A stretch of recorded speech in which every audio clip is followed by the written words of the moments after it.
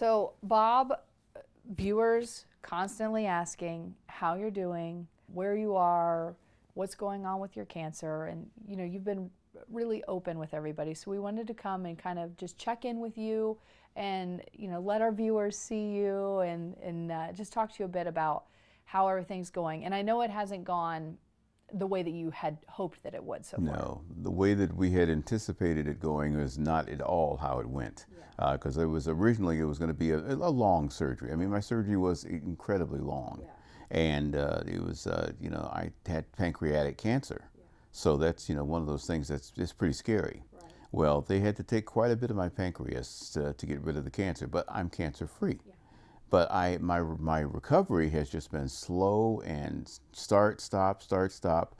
It's just like I feel a little bit better, I get a little bit better, and then I have a setback of some sort. And now I also, I have other issues that I'm dealing with as well. So it's just been it's just been an ordeal. I mean, originally, as you were saying, I thought I'd had the surgery, which I knew would be long, and I'd be back to work in a few months. Well, as you can see, that didn't work out. Now, when we first told people that you had cancer, we weren't saying what type of cancer. And a lot of that was because when people hear pancreatic cancer, their mind immediately goes, to the worst. But like you said, you are here and you are cancer free. Right. My doctor, even at the time when they first diagnosed me, because the cancer had not emerged, it had not metastasized, it was just in the pancreas. So even at that point, he thought, this is going to be curable. We're going to be able to take care of this. We're going to try to take care of this. And so, but you're right. When you hear the term pancreatic cancer, you think, okay, that's just about the end of the road. And through this, you've met other survivors and learned that there is a pretty good percentage of people that do survive if it's caught early. Right. And that was something that I never expected, because I had to go through chemotherapy and I had to have radiation also. But I did, like you said, I met people who had also survived pancreatic cancer who were, and I thought to myself, wow, we don't hear about this enough. So people should know that, it isn't automatically saying that this is the end. They can do a lot these days. But the fight after for you even has been extremely difficult. And it's a lot of in and out of the hospital, which, a lot of people don't think about. Oh, okay, you're cancer free, you're fine now. But that's not necessarily the case. Yeah, I have to go back every couple of months, every few months, and make sure, just get a scan and make sure that there's no cancer cells. And so far, none. I've been clean every time. But at the same time, though, it's the surgery itself and the aftermath have taken so much out of me. You probably, viewers may not be able to tell, but I lost well over 100 pounds. But you're gaining some of it back. Yes. You look much better now than a few months ago when you were so thin. Yes, and that is, it's like they're saying, eat, eat, eat. I've never in my entire life ever had a doctor tell me to gain weight. It was always lose weight. But now they're telling me to gain some weight, and I've come back respectable. Like you said, I was skin and bones there for a while. Yeah, so you're starting to get some of that weight back, and you're getting some of your strength back. You're working really hard just to be able to have the mobility that you once had. Yes, yeah, it's tough. I would never have thought it would be so hard. I never would have thought that. I mean, it's almost like I had to learn how to walk all over again. And I'm still not to the point where I would say that I'm independent, but I'm working on it. I work on it every day. I have physical therapy, and I spend a lot of time just trying to, get my muscles to work like they're supposed to work. You wouldn't believe how much they aren't working like they're supposed to sometimes. You have a sale that's happening. You're obviously home right now. And when you're home for a long period of time, you start to realize the amount of stuff that you have that you may not need anymore. Am I right? Yeah, that's true. I am a collector, and one of the things I collect. Me too. One of the things I collect is comic books, and I've been collecting them for years and years and years and years. And I used to take them out every once in a while and read them and things like that. I don't do that very much anymore, so I decided I'm going to sell a lot of them off. And so we're doing that.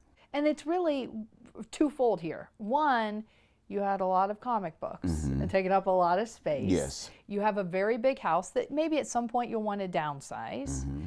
But also, The medical bills, even with insurance, are outrageous. Yes, they are, and they just keep on coming Yeah. too. I mean, there's a lot there's a lot to going into the hospital and treatment that you don't think about, because you go in the hospital, even if you have good insurance like we do, it's still there's always the miscellaneous, and there's always the other, there's parts of the bill that you may not even think about until you actually get the bill.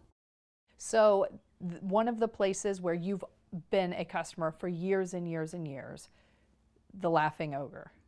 So they're doing something very special for you. Yes, they are. The proprietor of that place there is a man named, well, his name is Gib, Gib Bickle, and he's helping me out. He knows about my comic collection because I bought comics from him for years and years and years. And I said to him, I said, what I really want to do is sell some of these, just sell them. Yeah. And he said, I can help you out with that. So they're doing like a fundraiser for me, and I'm blown away by that people want to donate and help me out, and I appreciate it so much. And the whole idea behind part of this is buy Bob's comics. Mm-hmm. So when we're talking about your comics, tell us a little bit, because some of these are very valuable comic books. Well, yeah, I've been collecting for a long time. My dad was a collector before me. And so, it's been, my entire life I've been collecting comics, and there's a lot of them that, they're not really that collectible, but, I just enjoyed reading them, just enjoyed having them. But there are some that over the years they have appreciated because, and it's like any other collectible. It appreciates because people decide that it's valuable. They want it. So that's what makes it more valuable in a lot of cases. And I have some of those comics, or had some of them, because they're all at the Laughing Ogre now. And you've kept a lot of them. A lot of your favorite ones you have kept here. Yeah, right? I've kept some. Yeah. Yeah. Now these comic books, are we talking like Superman, Spider-Man? What comics are we talking? Yes. Yes, all of the above. Yeah. Well, I was originally a pretty big DC fan, so Superman, Batman, Wonder Woman, Aquaman. But later on, the Marvels kind of came into being, like in the '60s. So Spider-Man, Thor, the Hulk, some of those characters. So I kept kind of the gambit. Yeah. Any of the superhero comics you can think of, I pretty much have some of them. Yeah, those classic characters that everybody loves. Yeah. Yeah. Like Superman and Batman are they're over 80 years old now. Yeah. I mean, they're aging like the rest of us. Well, yeah, except they don't age. Yeah, exactly. A little bit different. A lot of people, like I said earlier, ask about you. They always want to send their regards. They still send, the messages for you. What does that mean to you? Oh, that is, Monica, I can't tell you how much that means to me. I just, when I think that, people tell me that I'm part of their lives and they miss me and they wish I was back, or they just say, they just want to wish me well and pray for me, and it just blows me away sometimes to think that I make that much difference in a person's life, and I appreciate the prayers, and I appreciate the cards and the notes, and I still get cards and notes and things from people all the time, and I appreciate it so much. It just makes my days, sometimes the days it's so hard because I'm not where I want to be.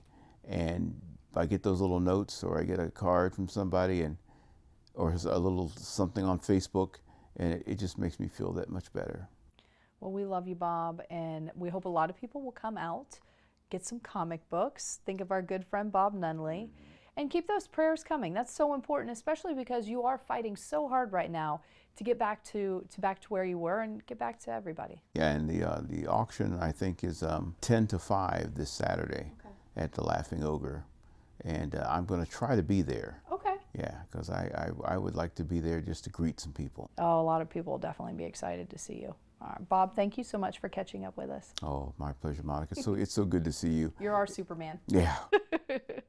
And thank you. I want to say a special thank you to you and Matt and Ben and Dave, who've just been with me all the time. Well, we love you. I mean, it's just so nice to know that it's wonderful to know that you guys are still thinking about me, and you want to talk to me, and it means a lot. It means a lot to me. Well, we miss you. We miss seeing you every day, that's for sure. I miss seeing you too. And I just want to say, thanks to everyone who, I appreciate the messages. I appreciate the warm wishes and greetings on Facebook and things like that. I just never knew that I could make the amount of difference I seem to make in people's lives, and I appreciate it so much. Thank you for the prayers. Thank you for the well wishes. I appreciate all of you. I love you all.